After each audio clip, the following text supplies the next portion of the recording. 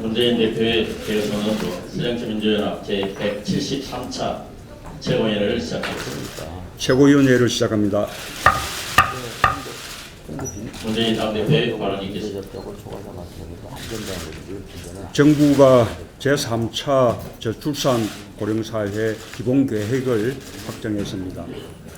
우리 사회의 저출산 대책을 마련하는 것은 국가의 건강과 경쟁력을 유지하기 위해 대단히 중요하고 시급한 일입니다.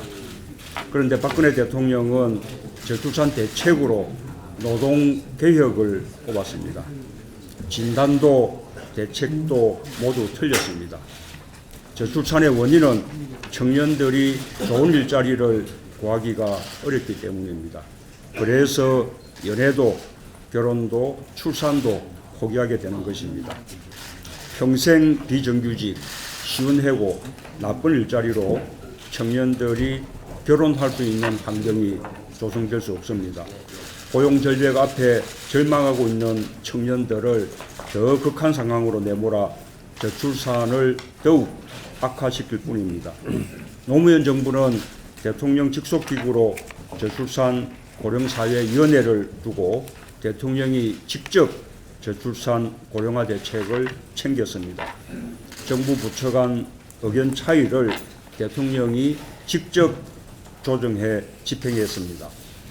새누리당 정권 8년 동안 저출산 고령사회위원회는 유령위원회로 전락했습니다.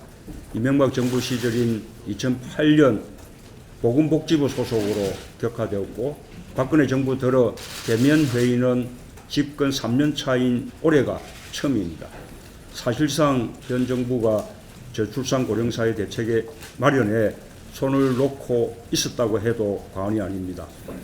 박근혜 대통령은 저출산 문제를 노동개혁을 압박하는 수단으로 삼아서는 안 됩니다. 진정 저출산 문제에 관심이 있다면 보육 국가 완전 책임제 약속부터 지켜야 합니다. 보육 대란을 일으키면서 저출산 대책이라니 의의가 없습니다. 또 비정규직을 양산하는 노동개혁이 아니라 고용적 노동정책으로 노동자들의 고용을 안정시키고 임금 수준을 높여주어야 합니다. 좋은 일자리, 여성의 경제 참여, 주거대책 등 청년 종합대책을 내놓아야만 비로소 연애, 결혼, 출산의 3포가 해결될 수 있을 것입니다. 이상입니다. 이어서 정례 최고위원회 발언을 듣겠습니다. 어제 전 국민이 지켜보는 가운데 한상균 민주노총 위원장이 경찰에 사진 출두했습니다. 출두하면서 그의 외침이 남습니다. 저는 해고 노동자입니다. 평범한 노동자들에게 해고가 얼마나 무서운 것인지를 뼈저리게 느끼며 살아왔다고 절규했습니다. 정치가 무엇입니까? 돈 없고 백 없어 서러운 서민들의 눈물을 닦아주는 정치여야 하지 않겠습니까? 이런 절규를 박근혜 대통령도 귀담아 들으시기 바랍니다. 박근혜 대통령과 새누리당이 밀어붙이는 소위 노동 5법은 이것은 재벌과 대기업을 위한 집단 민원을 관철시키기 위한 대리 입법일 뿐입니다. 이 법안들은 노동시간 연장, 통상임금 범위의 축소, 계약직을 현 2년에서 4년으로 늘리고 정규직으로 전환하는 그 기회를 박탈하고자 하는 것입니다. 고령노동자, 전문직, 우리산업 파견을 허용하겠다는, 그리고 또 실업급여제도 계약 등의 내용을 담은 노동제한법입니다. 이것을 밀어붙이기 한다면 이는 마치 박정희 유신독재 정권이 YH 무역 여성 노동자를 짓밟아 스스로 자멸했던 것 같은 그 전철을 밟지 않을까 심히 우려됩니다. 더 네이션지 팀 차료 기자가 그 이후의 상황에 대해서 또 오마이뉴스와 기자회견을 통해서 인터뷰를 통해서 밝혔습니다. 팀 차료 기자는 내가 정보를 취합해본 결과 뉴욕 영사관 사람은 서울이 상부 명령을 받고 더 네이션의 편집자들을 접촉했다고 폭로하고 있습니다. 그 영사관 직원은 내 기고문의 한국어 번역본이 인터넷에 올라와 많은 사람이 읽고 많은 댓글이 올라온 후에야 더 네이션과 접촉했다고 밝히고 있습니다. 팀 샤롯 기자는 또 이렇게 밝히고 있습니다. 미국 저널리스트 한 사람이 한국에 대한 비호감을 보이자 남한 정부가 흥분했다는 것이었다.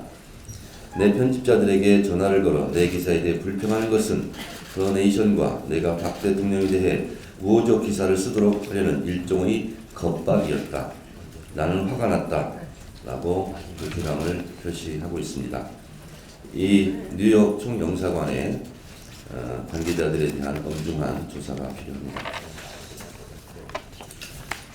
정부와 새누리당은 절망하는 청년에게 희망을 주기 위한 박원순 서울시장의 사회적 논의기구 제안에 즉각 응답해야 할 것입니다.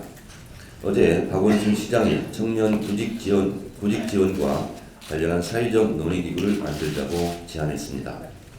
그동안 구직 수당을 통해 청년 일자리 문제를 해결해 보려던 서울시에게 온갖 원색적인 비난으로 반대하던 정부와 새누리당은 자신들이 이해득실이 아닌 오직 신음하는 청년들을 위해 즉각 제안을 수락하시기 바랍니다. 감사합니다. 이어서 저는 제일 마지막에 할 테니까요. 이어서 여순희 최고위원의 발언이 있겠습니다.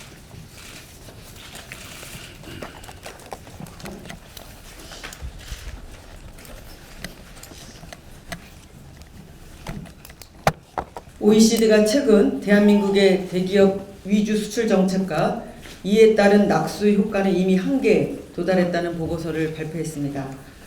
OECD는 한국 기업의 생산성은 상위 회원국 평균의 절반에 불과하고 경제 성장률은 수년째 감소하고 있으며 소득 불평등이 극대화되고 있다고 분석했습니다. 원인으로는 가계부채의 급증, 서비스 산업의 낮은 생산성, 중소기업의 부진을 꼽았습니다.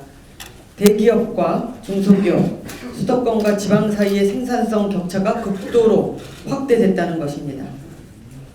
IMF는 상위 20% 계층의 소득 증가보다 하위 20%의 소득 증가가 연평균 성장률 상승에 훨씬 더 기여한다는 결과를 발표했었습니다. 대기업은 10년 전에 비해 166%가 늘어난 500조 원이 넘는 천문학적인 유보금을 쌓아두고 있는데 중소기업은 더 힘들고 가계소득이 줄어드는 현실을 보아야 합니다. KDI가 올해 경제성장률 전망치를 2.6%로 하향 조정했습니다. 특히 가계부채에 대해서 크게 우려했는데 60대 이상 고령층의 소득 대비 가계부채 비율이 161%, 상환 부담이 매우 심각한 상태로 분석했습니다. 민간이나 국책기관, 심지어는 OECD나 IMF와 같은 국제기구 역시 정부의 경제기조 전환을 충고하고 있는데 박근혜 경제정책은 무대책, 무대응으로 일관하고 있습니다. 엉뚱하게 국회 탓만 하고 있으니 더더욱 기가 막힐 노릇입니다. 박근혜 대통령은 경제를 살린다면서 자꾸 기업과 부자들의 경제만 살리고 있는데 이것은 박정희 대통령 시대의 논리입니다. 박근혜 대통령은 한계에 다다른 낙수효과, 대기업 특혜 주기에만 매달릴 것이 아닙니다. 대기업의 세금 깎아주는 법인세를 25%로 원상 복구하고 초고소득자들에게 소득세율 구간을 신설해서 조세 정의를 실현해야 할 것입니다. 그리고 저소득층 복지와 서민 경제를 위해서 투자해야 합니다. OECD 충고에 귀 기울이기 바랍니다. 국민과 당원 그리고 민주주의의 미래를 걱정하는 모든 분들이 60년 전통 야당이 무너지는 현실에 대해서 비탄하고 통탄하고 있습니다. 이유 불문하고 통합만이 정답이고 해답입니다. 저는 주말을 고비로 해서 당이 분열되고 무너지는 현실 앞에서 태연하게 앉아서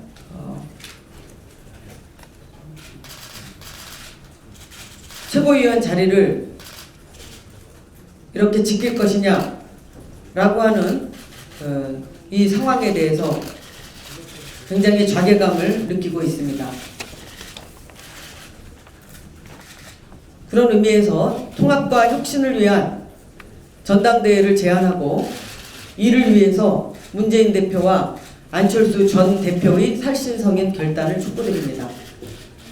수도권 의원 중재안이라는 문안 비대위가 문안박과 다를 게 뭐가 있습니까? 문안에게 당권을 나눠준다고 나아집니까? 계속 싸우거나 나눠먹기를 하면 어떻게 될 것입니까? 전당대회에서 당원과 국민의 지지로 선출된 최고위원들을 문안이 지명하는 비대위원으로 교체하는 것이 총선 대책입니까? 답은 문안을 넘어서서 천정배, 정동영, 나아가서 손학규까지 포함하고 가능하다면 정의당까지 포함하는 통합과 혁신을 위한 전당대회밖에 없다고 저는 생각합니다. 이를 위해서는 문재인 대표, 안철수 전 대표 다 기득권을 포기해야 합니다. 소위 문안 비대위안의 치명적인 약점은 그러면 비대위원은 누가 선출할 것인지가 빠져 있습니다. 그렇기 때문에 진정성이 결여되어 있다 이렇게 보는 것입니다. 문병호 의원이 문 대표가 단 1초라도 대표직을 사퇴하면 문안 비대위안을 수용할 가능성이 있다 이렇게 내비쳤습니다만 단 1초라도 사퇴를 하게 되면 당원에 따라 수석 최고위원 또는 차점자 순으로 대응을 하게 되어 있습니다. 그동안 당 운영에서 최고위원 2월 8일 전당대회 끝나자마자 그 직후부터 당원 당규를 존중하지 않아서 위기가 온 것이라고 저는 생각합니다. 그런데 수습책을 낸다면서 여전히 당원을 무시하는 것은 올바른 방안이 아니라고 생각합니다. 통합 전당대회를 추진하되 우리 당의 당원 절차를 따라서 해야 합니다. 통합 전당대회를 성사시키려면 문재인 대표의 희생과 지도력 발휘가 필요합니다. 문재인 대표께서 앞장서서 최고위 당무위에서 통합 전당대회 추진을 결의할 것을 제안드립니다. 그리고 문재인 대표께서는 통합 의지를 확실히 보이기 위해서 통합 전당대회에 대표직 출마 여부와 관계없이 대표직을 물러나고 당원에 따른 당대표 대행과 최고위원회 통합 전당대회 준비가 통합과 혁신을 위한 전당대회를 책임지고 성사시키도록 해야 합니다. 최고위원회 기득권을 지키려고 하는 것이 절대로 아닙니다. 통합 전대가 이루어지면 대표뿐 아니라 최고위원도 새로 선출해야 합니다. 당원을 무시하고 비대위를 구성해서 총선을 치르는 것이 아니라 당원 절차에 따라서 통합 전당대회를 해서 새로 선출된 통합 정당의 지도부가 총선을 치르도록 하자 하는 것입니다. 그리고 문 대표의 퇴진을 요구하면서 당직을 사퇴한 분들은 통합 전당대회 추진을 위한 최고위 결의 즉시 다 복귀해서 통합 전대 준비에 함께 해야 한다는 점도 아울러 말씀드립니다. 감사합니다. 이어서 손일 최고위원의 발언이 있겠습니다.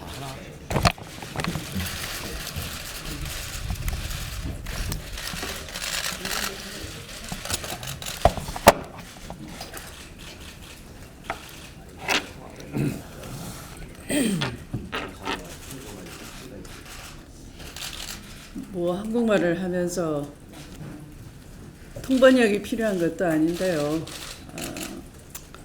백가쟁명식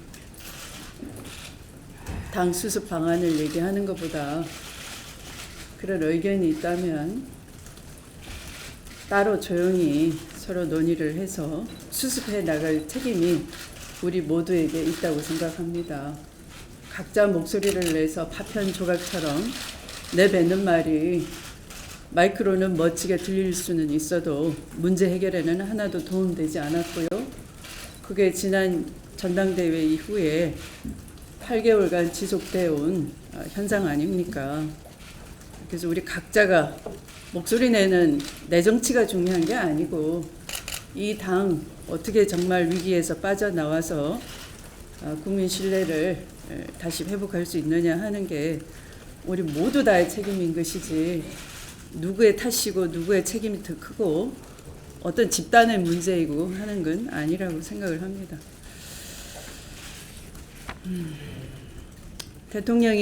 대통령께서 어제 저출산 고령사회위원회 회의를 직접 주재하면서 하시는 말씀이 저는 무슨 말씀인지 도무지 이해가 되지 않았습니다. 저출산을 해결하기 위해서는 노동개혁이 필요하다라고 하셨어요. 대통령은 무슨 말씀을 하시는지 모르신 채로 그런 주문만 되뇌고 있다 하는 느낌이 들었습니다. 비정규직 평균 임금이 135만 원입니다. 비정규직 2년도 힘든 세상에 4년을 연장하면서 아무 희망도 없는데 135만 원으로 어떻게 애를 낳고 키울 생각을 할 수가 있겠습니까? 대한민국 비정규직 공화국으로 만들려고 하는 비정규직 계약법, 또 파견법 이런 것들을 조속히 통과시키라고 압박을 해대는 대통령을 보면서 정말 이 저출산 대책을 위해서는 어떻게 해야 되는 것인지 제대로 좀 내용을 파악하시고 그런 말씀을 하셨으면 좋겠습니다. 더군다나 보육은 나라 책임이다. 걱정 말고 애 낳기만 하라라고 국민께 약속했고 큰소리 쳐왔던 대통령입니다. 그런데 내년도 누리과정 예산을 단 한 푼도 부담할 수 없다고 버티다가 우리 당이 끝까지 주장해서 겨우 3천억 원을 책정을 했습니다만 그 예산도 우회 지원을 하는 형편인 것입니다. 누리과정 전체 예산 2조 1천억 중 나머지 8천억에 대해서는 모른 채 하고 있는 것이죠. 많은 아이들을 가진 학부모님들께서 내년에도 보육대란이 닥칠까 봐 가시방석에 앉아있는 느낌인데 이런 문제를 해결하는 것이 대통령이 하실 일이 아닌가 하는 것입니다. 대통령 관심 법안을 통과 위해서 긴급 경제명령이라는 초강수를 둘 수 있다는 신문 보도가 있었습니다. 이랬어야 되겠습니까? 대통령이 관심을 가지고 있다는 이른바 기활법, 기업 활력 지원에 관한 특별법, 원샷법이라고 하는데요. 만약에 이것이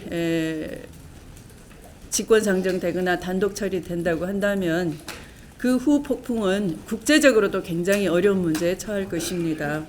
이미 우리가 체결한 FTA 체결 조항에는 우리가 시장 경제를 존중하고 또 시장 경제의 예외도 극히 제한적으로만 할 수 있게 되어 있습니다. 그런데 특별법을 만들어서 시장주의에 근간한 상법을 완전히 휴지 조각으로 만들어 버린다면은 아마도 FTA 우리 조항에 따라서 투자자 국가 소송제도, 이미 주식 투자를 하고 있는 외국인 투자자로부터 강력한 ISD 소송이 걸릴 우려마저 있는 것입니다. 또 특히 국민연기금 등이 주주로 들어와 있기 때문에 주총을 열지도 않고 이사회를 통해서만 쪼개기 분할 매각 또는 합병을 한다는 이런 상법에 어긋나는 특례 조항들은 우리 주주와 국민의 이익, 다수 국민의 이익, 소수 주주의 이익을 침해할 것이 뻔한 것이고 주식 투자자와 이른바 채권자들의 이해관계를 해치게 되는 일이 될 텐데요. 이런 것들이 아무 토론도 없이 대통령의 말 한마디로 긴급 경제명령이라는 초강수까지 둘 수 있는 그런 문제인 것인지, 초헌법적 발상을 하는 청와대 참모들은 과연 누구인 것인지, 그런 주문만 대내는 대통령은 무슨 생각을 하시는지 참으로 국정이 우려스럽습니다. 국정이 제대로 자리 잡을 수 있도록 우리 야당도 분란을 수습하고 야당다운 위상을 구축해야 될 것이라 생각하면서 말씀을 마칩니다. 이어서 이영득 최고위원의 발언이겠습니다.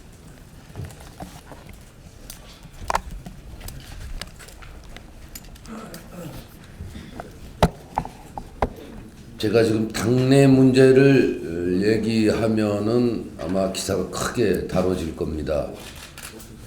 그러나 노동, 출산 이런 사회 문제를 얘기하면 기사가 거의 다뤄지질 않더라고요. 이게 우리 현실인데 그동안 대통령에게 여러 가지 얘기를 했지만 변화되는 것은 전혀 없고 계속 어이가 없고 기가 막힌 상황이라서 긴 얘기는 안 하겠습니다. 우리가 결혼 안 해봤고 출산을 안 해봤고 애를 안 키워봤고 또 이력서 한번 안 써봤고 자기가 노동을 통해서 번 돈으로 가정을 한번 꾸려보지 못한 그런 사람이라 하더라도 제대로 교육받고 양육된 사람이라면 그리고 정상적인 사람이라면 보통 사람들, 일반 국민들, 청년들이 돈을 벌어서 결혼하고 출산을 하고 이런 인간 사회의 성장 과정을 충분히 알 수 있을 겁니다.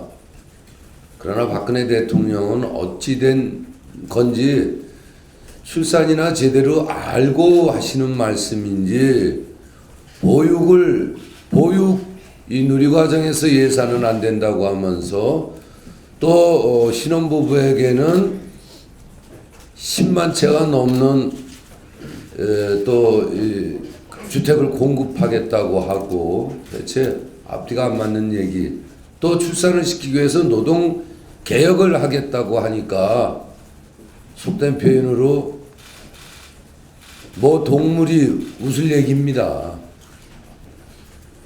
아무리 모른다고 하고 아무리 경험을 안 해봤다고 해도 가슴이 따뜻하다면 충분히 알 수 있는 거 아닙니까?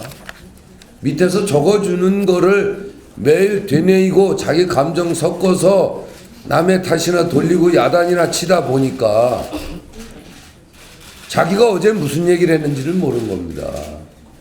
그러니까 공약 하나 이행되는 게 없고 말 바꾸기 수시로 바꿔대고 10년 전에 했던 얘기, 5년 전에 했던 얘기 지금은 다 다르게 얘기하고 있는 거 아닙니까? 아무리 이렇다고 하더라도 우리 사회가 점점 더 발전돼 가야 되는데 거꾸로 가는 것 같아서 너무 안타깝고 한 사람의 대통령이 잘못 뽑으면 정말 한국 사회가 얼마나 많이 국가적 손실을 가져오는가 하는 것을 요즘 절실히 깨닫고 있습니다. 한상균 위원장이 적용되는 법이 집시법, 도로교통법, 또 해산명령 불이행 이런 정도더라고요. 그런데도 불구하고 흉악한 강도 살인 이런 것보다 더 무려 7,000명이나 되는 경찰 병력을 동원해서 낚아채고 그걸 사회적 저의 인물로 이렇게 도배질을 하고 대통령까지 나서서 하는 걸 보면은 우리 사회가 정말 아직 멀었다 하는 이런 안타까운 생각이 들면서 제발 아무리 결혼 안 해보고 노동 안 해보고 이력서 한번 안 써본 대통령이지만 밑에서 써주는 글만 읽어대는 그런 사람이 아니라 가슴이 있는 그리고 그들을 이해할 줄 아는 그런 착한 대통령이 되길 바라면서 우리 사회가 이제는 정말 민주주의 국가가 되어야 된다. 그리고 가슴이 따뜻한 사회가 돼야 된다. 이게 우선 명제로 대두돼야 된다 하는 말씀으로 대신하겠습니다. 이상입니다.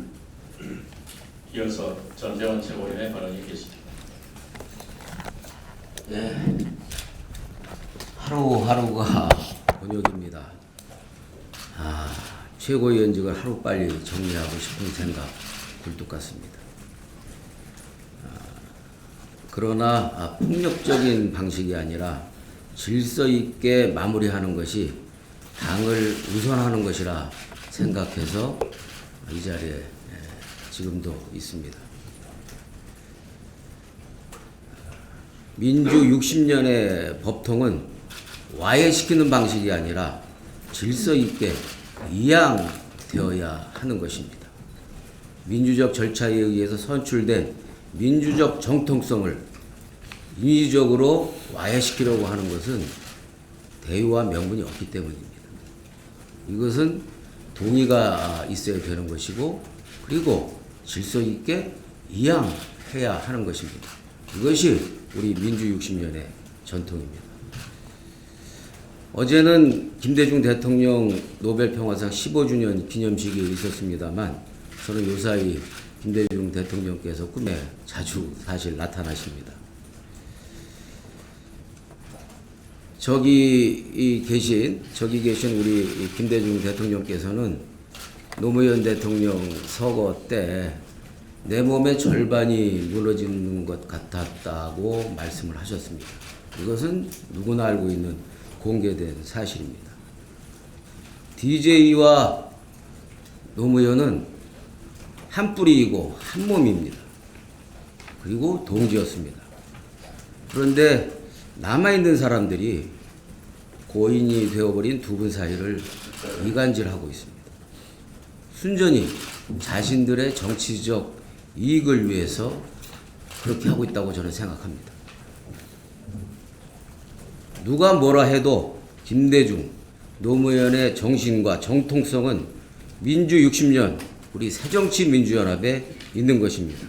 그리고 그 계승과 극복도 우리들의 몫이고 책임입니다. 요즘 잠을 제대로 못 자고 있습니다. 아침에 눈을 뜰 때면 지난 2012년 대선 패배 이후에 느꼈던 느낌으로 눈을 무겁게 뜨고 있습니다. 어제도 밤잠을 설쳤습니다. 그리고 한 장의 편지를 썼습니다. 만나서 말씀드리고 싶었지만 만날 길이 없어서 한 장의 편지를 써서 공개적으로 말씀드리고 싶습니다. 안철수 대표님께 우리에게 분열이라는 악마가 있다고 합니다. 그러나 우리 안에 진짜 악마는 불신이 아닐까 싶습니다. 끊임없는 중상모략과 음모론이 당안을 휘젓고 있습니다. 불신이라는 악마야말로 우리가 싸워야 할 상대입니다. 아무리 좋은 지도자라도 당내 불신을 좌시한다면 어느새 퍼져버린 음해와 중상모략에 주저앉을 수밖에 없습니다. 동료를 험담하고 지도부를 끌어내리기 위해 스스로 무능 야당으로 낙인 찍기를 주저하지 않았고 동료와 선후배들을 막말로 상처 주기 일쑤였습니다. 집단의 이름으로 행해지는 연판장 정치의 당의 정상적인 의사소통은 뒤틀려 버렸고 최소한의 동지에도 공동체적 유대감도 사라져 버렸습니다. 30여 년간 당과 국회에 몸담은 저로서도 이런 국회는 사실 처음 봅니다. 낡은 정치는 바로 우리 안에 있는 불신과 시기, 질투에서 시작되었다 해도 과언이 아닐 것 같습니다. 새정치의 깃발을 들고 국회에 입성한 안철수 전 대표께서도 이런 환경에서 숱한 모욕과 자괴감과 마주하셨으리라 생각합니다. 짐작이 됩니다. 박원순 서울시장에 대한 양보, 문재인 대선 후보에 대한 양보, 안 대표께서 말 그대로 당의 통합과 승리를 위한 한 길을 걸어왔다는 점은 그 누구도 부인하지 못할 것입니다. 그리고 새정치민주연합의 창당 주역으로서 지방선거와 내년의 총선, 대선을 앞둔 60년 정당에 분명한 활기와 희망을 불어넣어 주었습니다. 당이 분열과 대립의 백척간도에 선 이 시점, 야당은 언제나 통합해야 한다는 김대중 대통령의 말씀이 지금 이 순간 너무나 절절하게 울려옵니다. 안철수 대표님, 당에 대한, 당 지도부에 대한 불신과 앙금 충분히 이해합니다. 그러나 안 대표님, 정치적 거목은 라이벌이 있어야 함께 더 크게 자랄 수가 있습니다. DJ와 YS도 마찬가지였습니다. 두 분을 누구도 넘볼 수 없는 큰 나무로 성장시킨 것은 바로 두 분의 협력과 경쟁이었습니다. 중요한 것은 협력할 때와 경쟁할 때를 통찰하는 것입니다. 우리는 그것을 정치력 또는 경륜이라고도 합니다.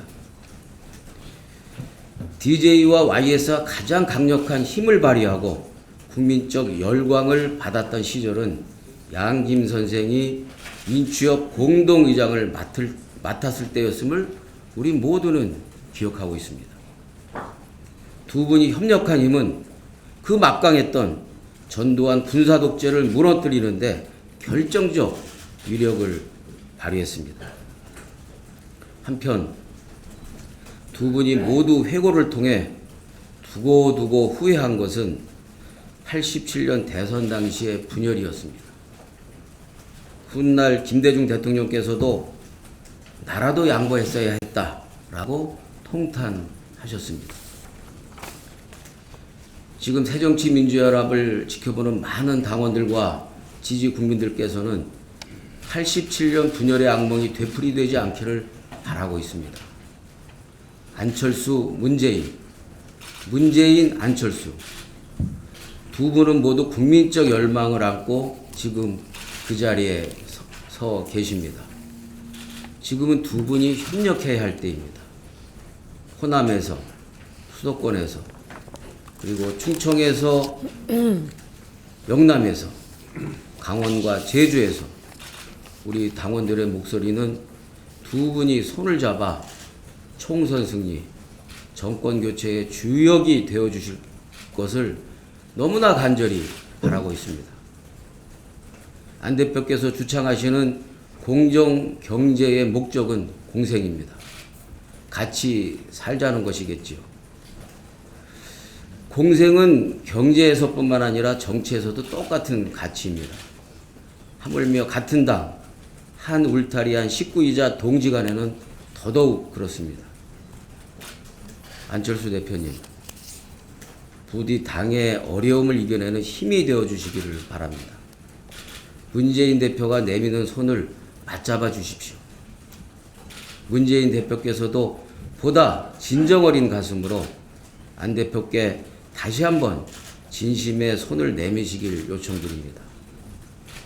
박근혜 정권의 독선을 견제하고 대안 세력으로서 신뢰를 갈망하는 국민과 당원들의 절규를